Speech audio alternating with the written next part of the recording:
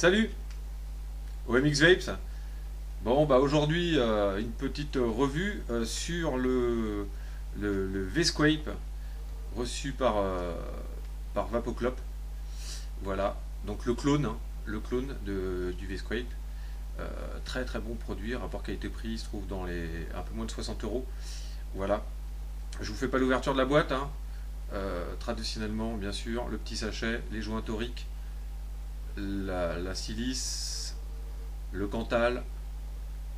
Et Vapoclop s'est donné la peine d'attendre pour, sauf les 10 premiers je crois, mais d'attendre pour le vendre, de fournir avec la petite clé Allen qui est nécessaire pour le démontage de la cheminée.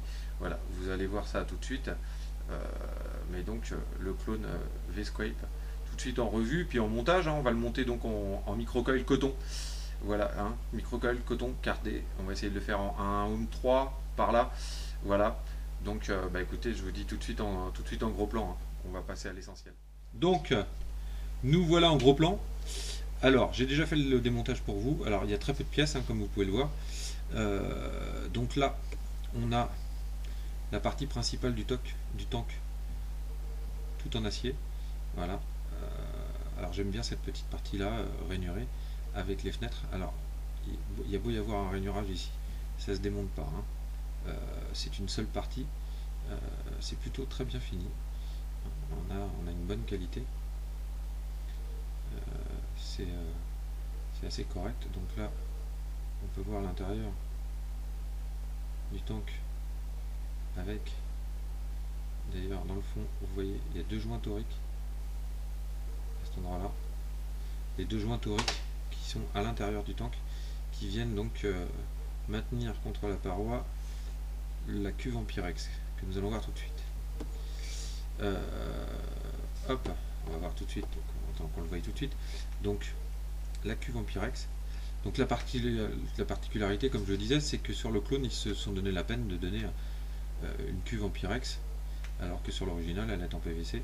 Donc bon, bah, bonne initiative, hein. Bon, c'est pas ce qui coûte cher, mais moi je dis bonne initiative, au moins il y a quelque chose de sympathique. Voilà. Donc tac, la petite cuve en pyrex. Ça se compose après de notre cheminée.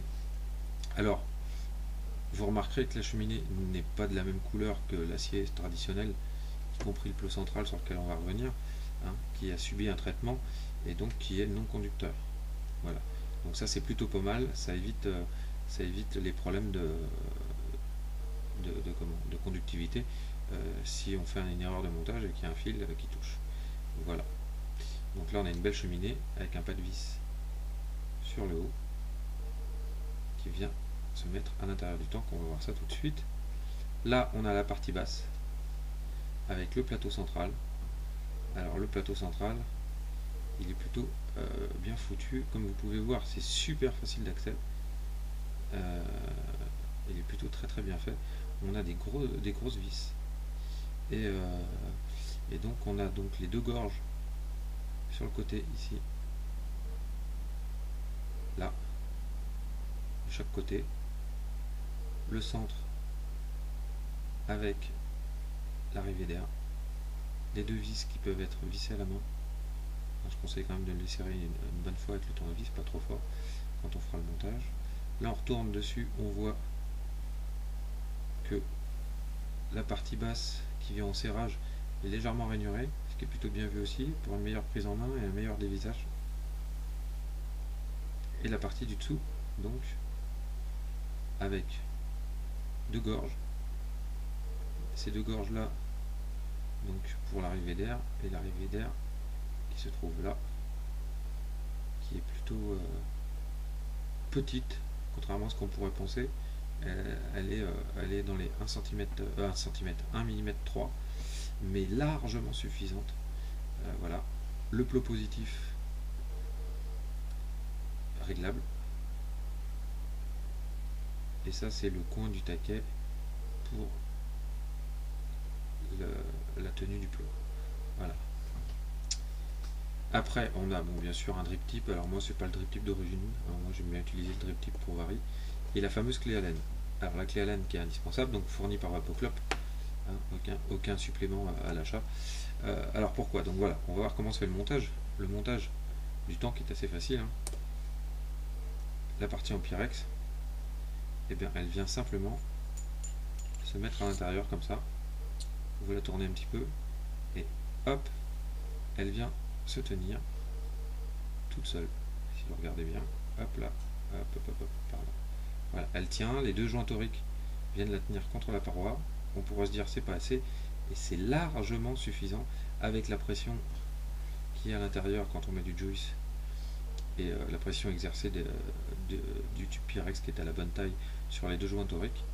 Ça bouge pas, aucun problème d'étanchéité. On verra ça tout à l'heure une fois qu'on aura fini le montage. Voilà, donc ça c'est vraiment bien vu. Voilà. Donc la petite cloche que vous allez voir tout à l'heure, donc qui est au centre, a un trou pour mettre la clé à laine. Hop. Et donc qui viendra se visser comme ceci. Hop. Voilà. Donc là, on va faire un montage, on va essayer de faire un montage dans les 1,3 ohms, pardon. On va y arriver aujourd'hui. Les 1,3 ohms. Donc pour moi, pour ça, hop, on va déplacer. On a besoin un petit peu de matériel. Donc on n'a pas besoin de grand chose, hein. On a besoin d'un tournevis, d'une petite pince coupante, d'une pince à épiler ou d'une autre pince de serrage. De coton cardé, hein, moi j'utilise du coton cardé, bouilli au préalable, hein, c'est mieux, et donc du Cantal en 0,32 mm. Voilà, alors bon, il nous faut un chalumeau bien sûr, donc on va commencer déjà par chauffer un petit peu le Cantal.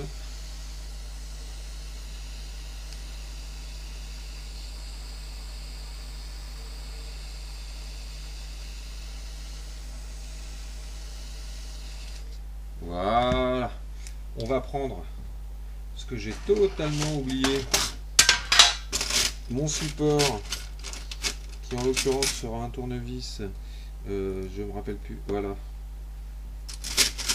c'est celui-là ou celui-là.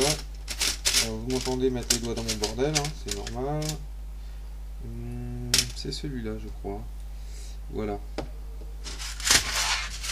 Hein, donc là il nous faut quelque chose qui fasse 1 mm 2, 1 mm 3, hein, on peut pas partir sur du 2 mm, hein. Il faut quand même qu'on puisse rentrer à l'intérieur, hein. Alors c'est relativement simple quand même pour le montage. Donc je vais prendre mon petit support à montage, hop, on va pousser le matériel, voilà.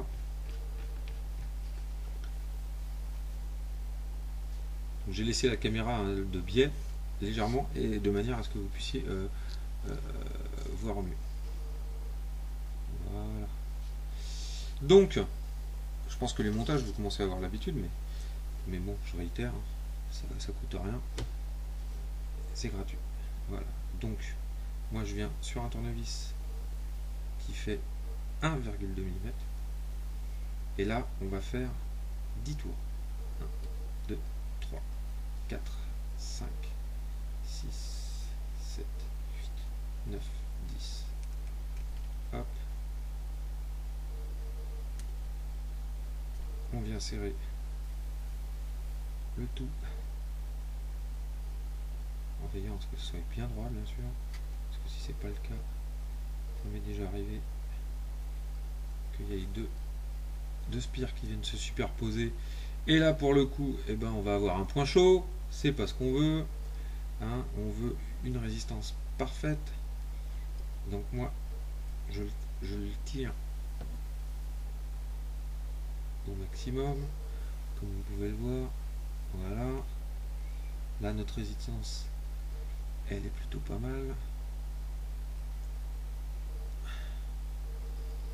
Voilà, donc voilà ce qu'on obtient. Hop, on va lui remettre, donc pour être sûr d'avoir une bonne conduction et une bonne chauffe du centre vers l'extérieur, un bon coup de chalumeau.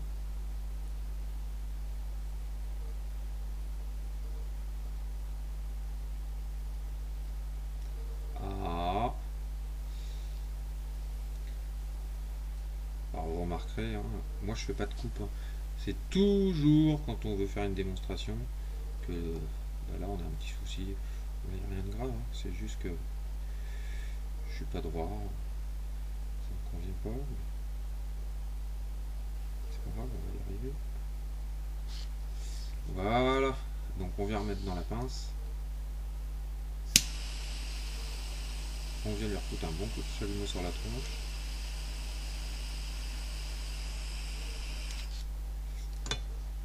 Et on serre sans se brûler les pattes.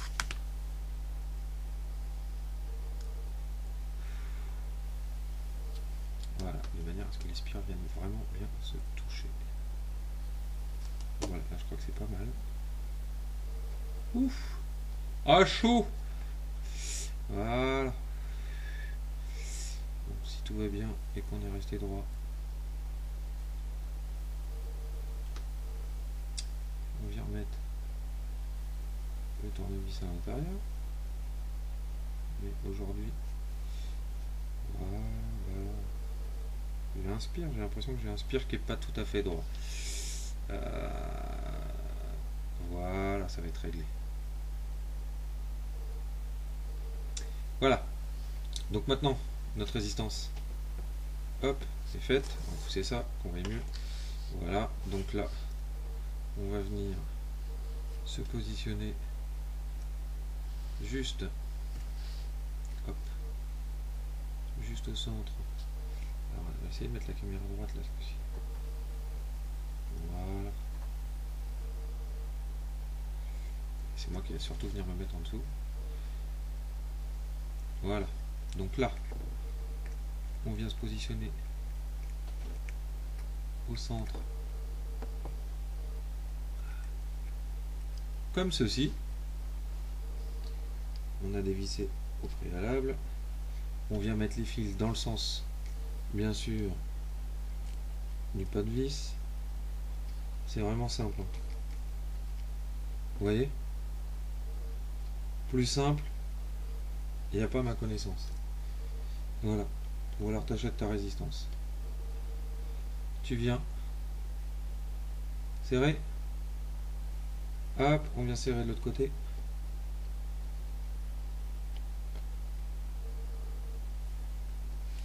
Là, ça me paraît plutôt pas mal.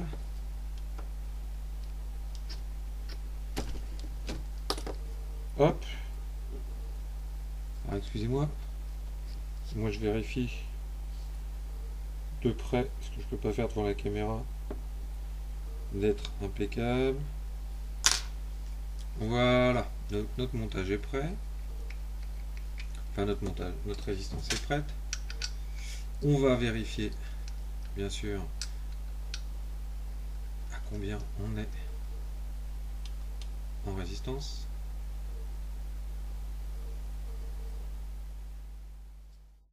Donc là, hop, on est à 1 ohm. The perfect. On reste, hop, 1 ohm. Magnifique sur un Dicodes ou sur un Mecha. Il n'y a rien à dire. Je rappuie. Je suis à 1 ohm, les enfants. 1 ohm. Parfait. Parfait. Donc après, bah on vient couper comme d'habitude.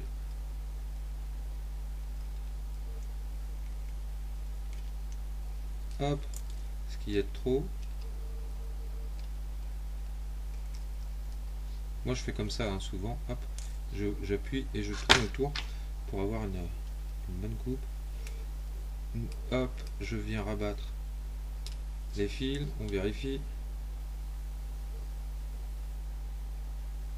1 ohm, c'est génial, magnifique. Donc voilà, donc là on vient vérifier le positionnement. Tournevis il passe toujours tout seul, que dire. Impeccable. Donc maintenant, hop, je vais venir sur mon plot parce que j'ai parfait de, je vous ai parfait de mise au point caméra. Donc quand je suis trop haut, et ben c'est un peu dommage. Voilà. Donc là, on vient repositionner, on vient prendre son petit, hop, son petit coton cardé qu'on va passer à l'intérieur. Alors là, il faut faire une longue mèche fine parce que comme on a la goulotte, il faut qu'on soit sûr de pouvoir le récupérer de l'autre côté. Voilà, ce que je viens de pas faire d'ailleurs, forcément, j'arrive pas à le choper de l'autre côté. Voilà. Donc là, alors, on va couper le bout pour être sûr d'avoir une entrée droite. Donc voilà.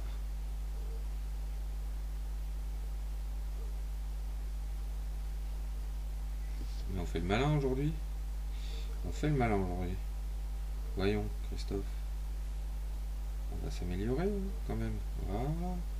La mèche n'était pas assez fine, n'était pas assez longue. Donc c'est reparti. On va glisser le coton dedans. Bon. S'il veut, hein. Bon, c'est toujours le petit moment délicat.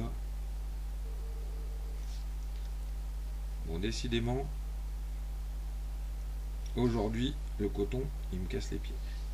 Mais c'est pas grave. Rien ne résiste. Alors. Ah, il y en a plein qui vont se reconnaître là. Hein, ce petit moment où on passe le coton. Hein, quand on le fait tout seul à la maison. Des fois on y arrive plein de fois. Et là, hop là, voilà. Donc là on y est. Donc hop, on le fait tourner en même temps. Pour être sûr qu'il passe. Hein, on sait jamais s'il y a une petite bourre. Ça va pas venir correctement. Et voilà. Voilà, on a notre belle moustache. On va prendre le petit ciseau. Donc là, on vient couper au bord. On laisse à peine dépasser. On coupe au bord. Surtout pas remplir les gorges. On coupe au bord, comme ça. Et c'est tout. C'est tout. Rien de plus. Voilà. Hop. On le met là. Et voilà. Le montage. Pas très compliqué. Hein. Je dirais même plus simple. Voilà. Hein. Donc là, on va l'essayer avec mon petit Juice Elixir Liquid One. Une tuerie, je vous en parlerai juste après. Bon, je ne l'ai pas laissé stripper, il aurait mérité. Mais il est trop bon, j'ai pas pu attendre. Voilà, donc là on vient humecter, alors pas trop hein, non plus. Voilà, hop, c'est tout. Je vous jure, c'est vraiment pas plus compliqué que ça. Pour remplir le tank, donc là on vient mettre notre fameuse cheminée. Hop, dans le fond, donc on peut le tourner comme ça avec le doigt. On vient prendre notre clé Allen qu'on vient mettre ici. Voilà, on tourne, on n'hésite pas à serrer, alors pas comme un malade mais bon ça va, c'est des gros pas de vis et c'est de l'acier sur la cheminée, c'est bien fait pour serrer comme ça. Alors on voit pas très bien, donc je vous dirais que la meilleure solution c'est réservoir à aiguille ou alors la seringue. Pour moi la seringue c'est ce qui est de mieux pour remplir. Donc on va prendre un peu de juice, en l'occurrence on va en prendre je pense à 4 ml. C'est bien, j'ai pris la seringue où tout s'est effacé, donc je sais pas 4 ml mais 4 ml ça doit être ça. Voilà, donc on prend et on vient mettre sur le côté. Voilà, donc là vous allez voir, ça va se remplir. On y va doucement.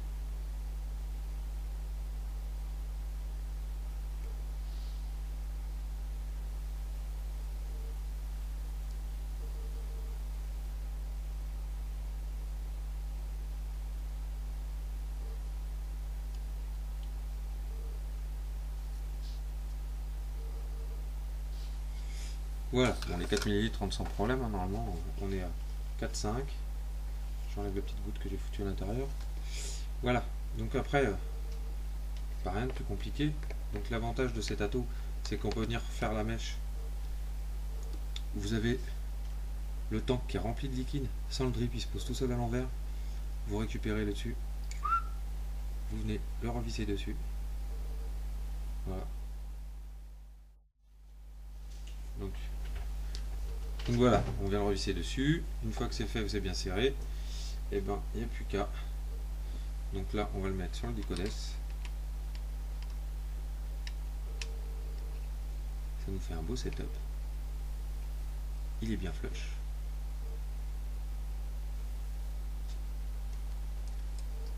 Notre petit drip tip. On va vérifier en gros plan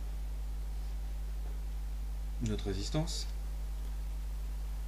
Hop, pardon. 1 ohm. Face caméra, merci. Résistance 1 ohm. Voilà. Donc on revient tout de suite en plan large et puis on voit ce que ça donne. Bon, bah nous revoilà donc en plan large avec notre tout beau V-Squape monté en Dicodes en 1 ohm. Voilà, là je suis en 12 watts.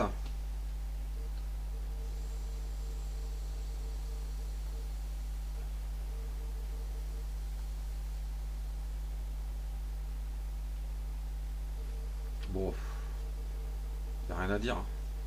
Il envoie.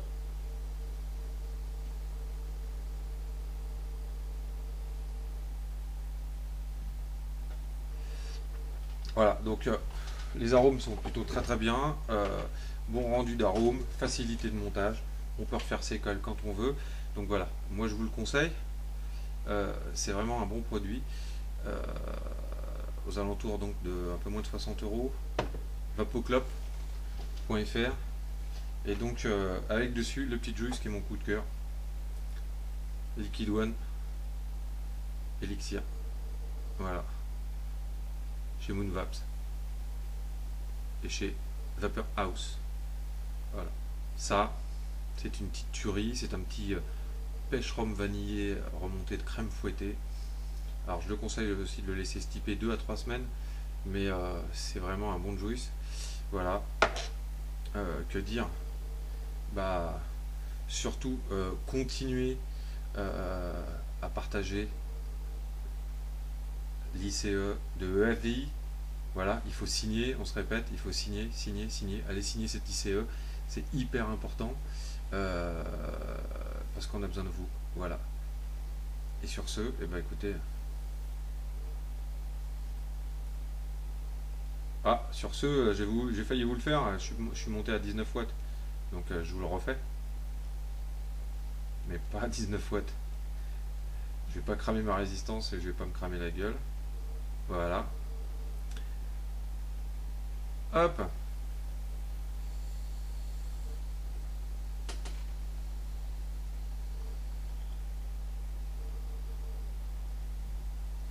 Allez. Bonne vape. Et à bientôt.